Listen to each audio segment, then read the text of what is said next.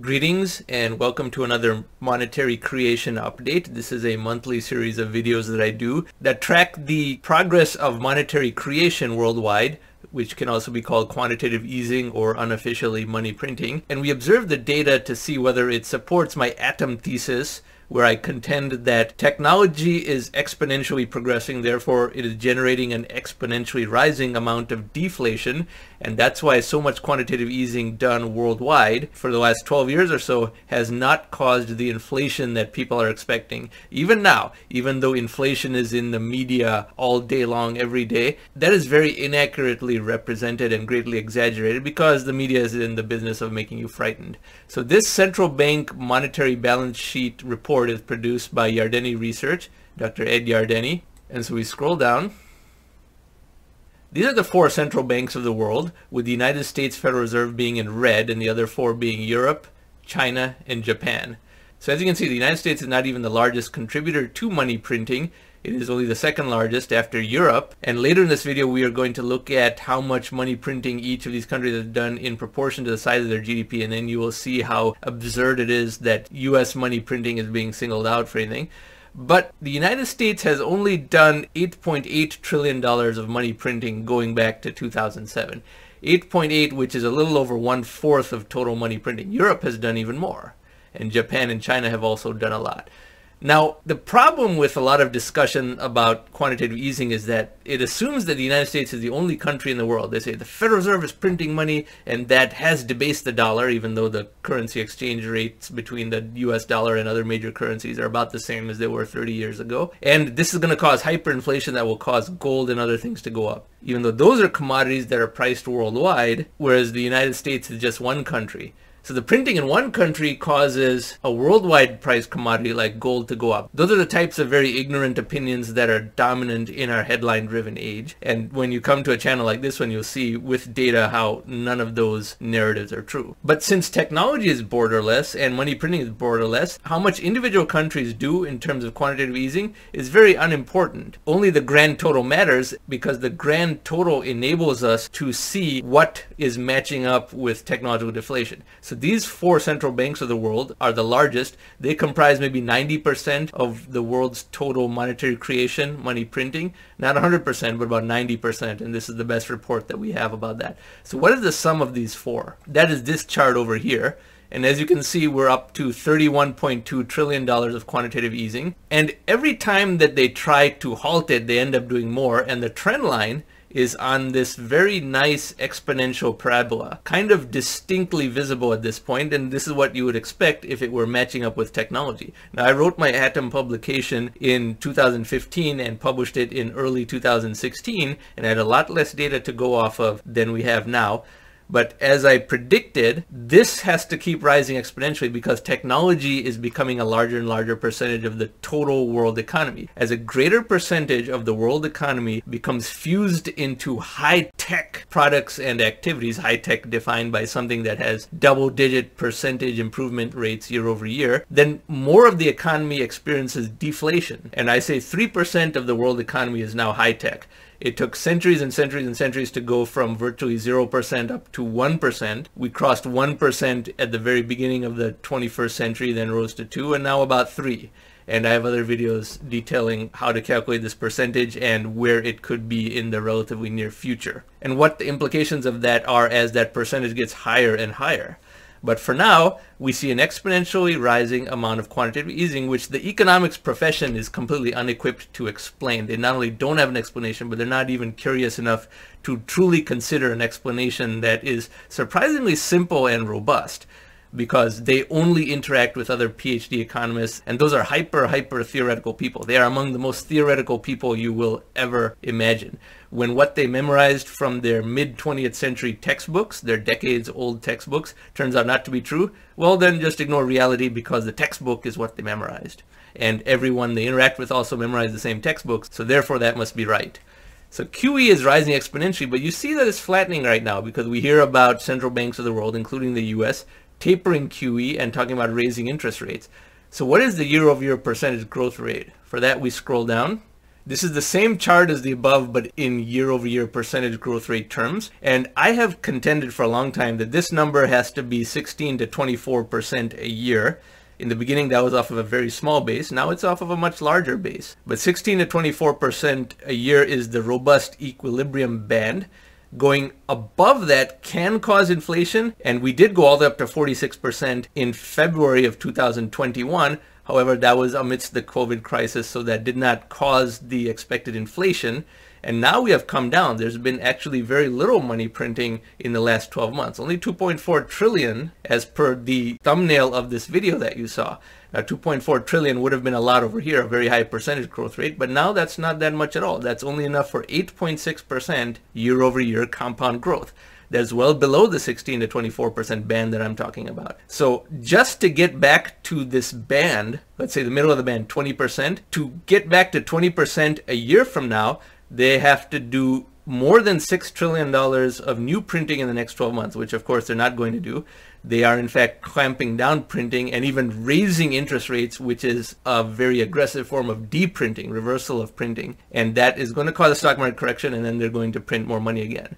The last 5 times that they tried to stop quantitative easing and raise interest rates, they had to reverse it because the market, the first principles of technology and economics, punished them for doing so, or rather punished the general public for doing so. The Federal Reserve governors and PhD economists did not face any consequences because they're not held to a standard of having to be right with their predictions. So they still think that they're going to reverse QE, and I'm going to come to that later in this video.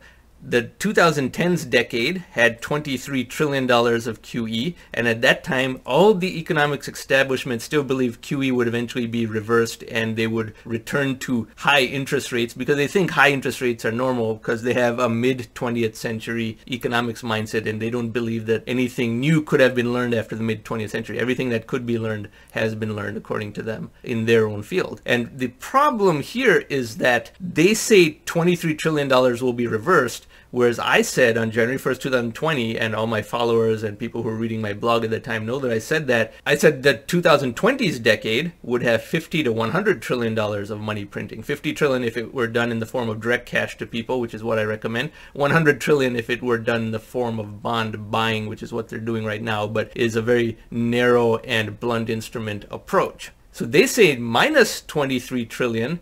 I say plus 50 to 100 trillion. And so far to date, in the first 2 years of that 10-year period that I mentioned, January 1st, 2020 until December 31st, 2029, so the first 20% of that time, we've done 11 trillion. And remember, it's exponential. You won't get 20% of the printing in the first 20% of the calendar time. You will only get a small fraction of the printing in the first 20% of the calendar time, and more than half of the printing done will be in the final 2 to 3 years of that 10-year series. But now, once you internalize this year-over-year growth rate concept and how money printing has already been muted for over a year, and whatever little blips of inflation that you're seeing, it's because of governmental mismanagement. It is absolutely not because of any additional monetary creation, because the high points of monetary creation were not recent at all. And it's not that there's some pent-up money that's finally circulating. This is a worldwide number, remember, and this had over a year.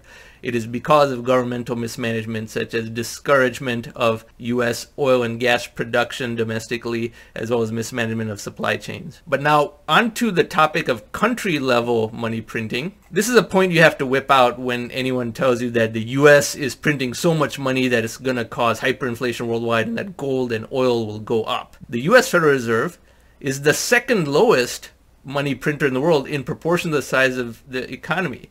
This is percentage of GDP of the country doing the money printing, and this is cumulative money printing. Now, GDP is an annual metric. This is a cumulative multi-year metric. But as you can see, the US is the joint lowest of the four, along with China. The Eurozone has done twice as much money printing relative to the US in proportion to the size of its GDP. Twice as much.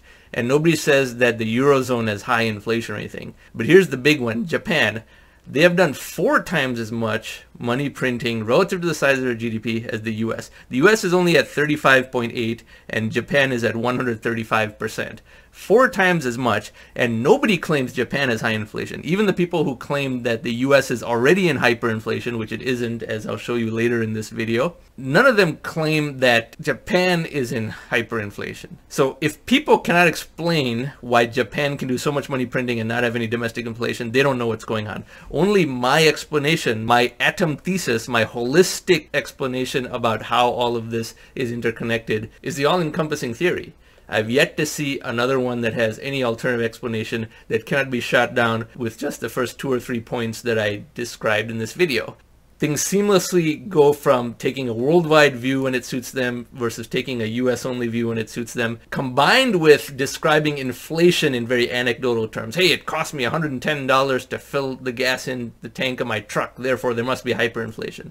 Not counting anything else or any other type of products or anything, only fixate on the anecdotal ones that happen to be high and never on the ones that are low. But yet the Federal Reserve, all those PhD economists, there are 600 PhD economists at the Federal Reserve, and yet they do a worse job than what would happen if there were no PhD economists at the Federal Reserve and it was just run by a bunch of randomly selected small business people who spend only half an hour a week dialing into a Zoom conference call to decide monetary policy. All those 600 PhDs at the Federal Reserve still cannot see what is plainly visible to anyone who hasn't been indoctrinated in the esoterica and hyper-theoretical thought process that a PhD economist is stuck in. And that is why they are clamping down quantitative easing in the US and raising interest rates. And all these other countries are also greatly reducing their QE. That's why that percentage year-over-year growth rate is so low. And that is going to cause a lot of stock market and economic pain, which we'll talk about in part 2 of this video. This is an obscure economic measure known as the Wuja shadow rate, and it's done by 2 people that you've never heard about, and very few people even know about this or look at it. But it is an approximation of quantitative easing's effect on simulating a negative Fed funds rate, because the Fed funds rate can only be lowered to 0, but then quantitative easing was done to simulate the effect of a negative Fed funds rate.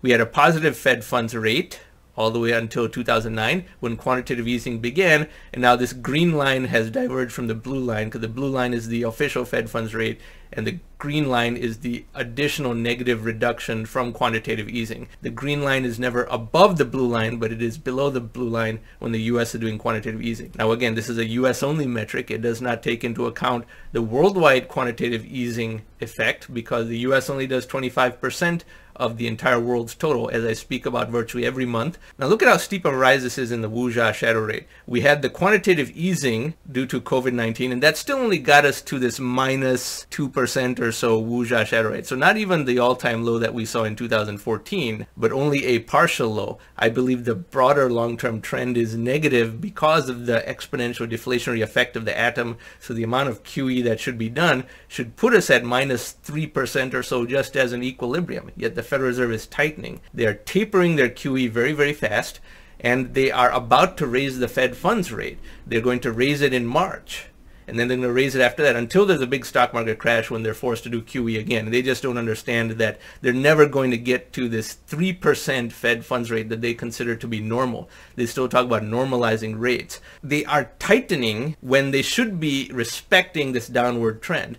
There's an old saying of don't fight the Fed, and I agree with it. When the Fed is tightening, expect a stock market crash. That head and shoulders pattern is already forming. But at the same time, the Fed is fighting nature. They're fighting the first principles of the universe, the principles of the connection between technology and economics, because they're tightening again. And every time the Wuja shadow rate got too high, there was a large market crash, and they just had to print more. They keep thinking that they're done with quantitative easing forever, and they can raise the Fed funds rate to 3%, when no, they're going to be forced to go lower and respect this downward trend that is very evident and manifesting. Quantitative easing began when it did because a 0% Fed funds rate was kind of normal. This trend goes back all the way to 1990. And this is the very beginnings of sufficient technological diffusion in the economy as to create a high-tech component that was distorting traditional stats. Now, economics textbooks are still decades behind the times, so they can't figure this out. That's why they're tightening. They should not be tightening at all. Whatever inflation they see is because of governmental mismanagement. It is not because of monetary policy, yet they are clamping down monetary policy because of governmental mismanagement. causing a stock market crash, causing a recession, and that will not improve governmental mismanagement at all unless people organize and start to take more political action in a way that forces governmental accountability. And that could take a long time. So now you see this really sharp upward spike in the Wuja shadow rate. That is a much faster taper and tightening than has ever been done before. Even this large tightening, which they of course had to reverse from 2015 onwards, that caused two market crashes, 2015 and 2018, and a very slow market period between those 2 years. But now they're tightening even steeper than before and about to go positive. And they think, like I said, that they'll go all the way up to 3%. I don't think the stock market and the economy will let them go that high. But this is another big indicator of market crashes being imminent in the not too distant future. So as you may recall, I put forth a metric of when I would consider inflation to be edging kind of high, and I described that metric in this video up here that you can see on the right hand side. And that video describes how I need both metrics listed over here, the US CPI and the Goldman Sachs Commodity Index, to have a 10-year compound annual growth rate above 3% in each case. If only one of them is above 3% at a given time and the other is not, that doesn't count. I need both of these to be above 3% before I'll say that inflation is problematic. And getting close to these numbers is not a bad thing. Remember, this is the optimal amount of inflation. This is when technological progress is fast, because in an environment of too low inflation, technological progress is not as fast as it otherwise would be.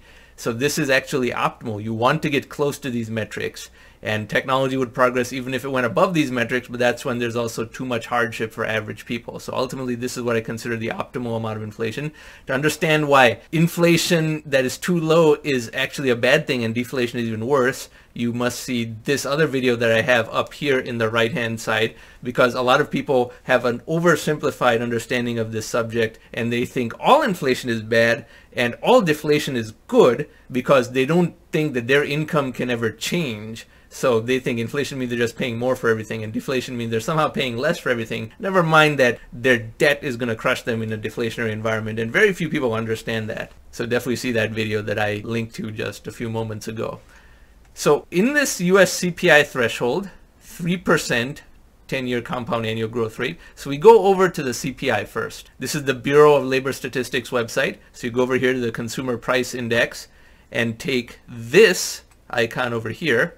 And we are going to go to more formatting options, and then we're going to check off the following items: original data value, 6-month and 12-month change, in addition to the 1-month percentage change, retrieved data. So over here we have the actual CPI, and this is rising at a steeper rate, certainly, but remember, a gentle exponential curve is what is to be expected because this is a linear scale, so even the same annual growth rate would show not a straight line, but somewhat of a parabola. But it is rising somewhat, so let's see what's happening over here. So we have our calculator over here, and just like in prior months, we take the 10-year compound annual growth rate, which we do by taking this number, and then the number 120 months prior, and then dividing the two and annualizing the gain.